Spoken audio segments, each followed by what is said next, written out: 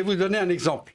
Les syndicats réclament en moyenne une augmentation du SMIC, qu'elle soit portée à 1500, 1550, voire 1600 euros par mois. Ce qui est un minimum, puisqu'il y a une stat qui vient de sortir qui montre qu'on ne vit pas bien dans une ville moyenne au-dessous de 1500, au-dessous de 1500 euros.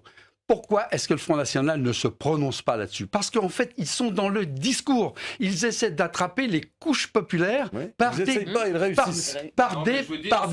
promesses. Excusez-moi, par des PA où ils disent qu'il faut l'augmenter. Ils sont précis sur les retraites où ils disent qu'il faut revenir à la retraite à 60 ans. Ils sont sur beaucoup de choses. Au contraire, ils sont précis et ils disent des choses. Je vois pas que ce serait faux si eux le disent quand c'est vrai si vous qui le dites. Mais le problème, il n'est pas là. C'est qu'on sait par expérience que l'extrême droite n'a jamais fait le bonheur du peuple. Ils se disent patriotes aujourd'hui.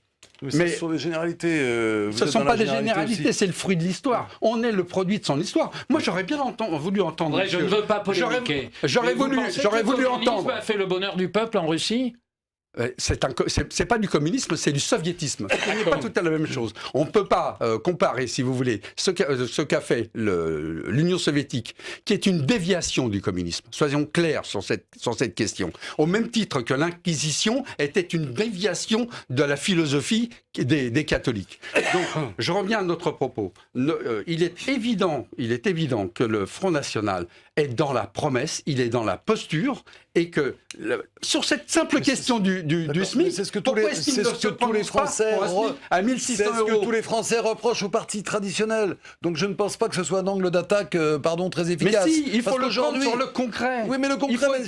Il faut le prendre sur le concret, pas sur le discours. Oui, on est tout à fait d'accord avec vous. Lorsqu'il dit que, par exemple, que Tsipras a abandonné, est en train de reculer, c'est faux. Tsipras, en ce moment, il essaie de tenir les choses. Il essaie de réduire la misère. Et pour pouvoir réduire la misère, il a besoin d'exister. Sinon, il lâche tout. Le Front National soutient Tsipras. C'est là où votre mais non, il ne le argument- soutient pas en réalité. Mais non, il l'utilise.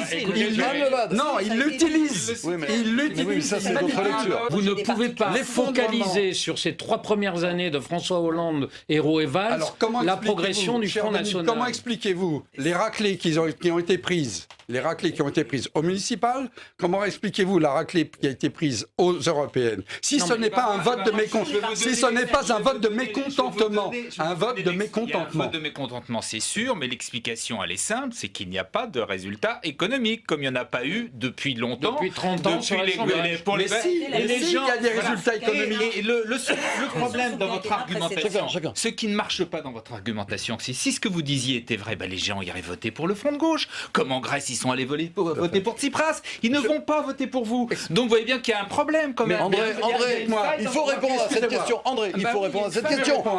Si c'était la gauche qui n'est pas assez à gauche, pourquoi le front de gauche n'aurait pas un meilleur succès? En Espagne, ils vont voter Podemos. En Grèce, ils vont voter Tsipras. C'est une bonne question. Ils vont pas voter pour le Front de gauche. C'est une bonne question. C'est une bonne question. Et on peut s'interroger. mais on peut s'interroger. En effet, en Espagne, c'est Podemos. C'est-à-dire une alternative à gauche. En Grèce, c'est une alternative à gauche. À droite, ici, ça n'est pas une alternative à gauche, c'est une alternative à l'extrême droite. Pourquoi? Mais parce que je pense que dans l'esprit des électeurs, le Front de gauche, une partie du Front de gauche en tout cas, fait partie de la gauche. Et que je crois que le PS... La gauche est à gauche. Excusez-moi, non, si vous me permettez. Non, c'est une nouvelle formation. C'est pas tout à fait la même chose. Je pense que le Parti socialiste en s'effondrant entraîne ses partenaires en 2012, la France a voté à gauche.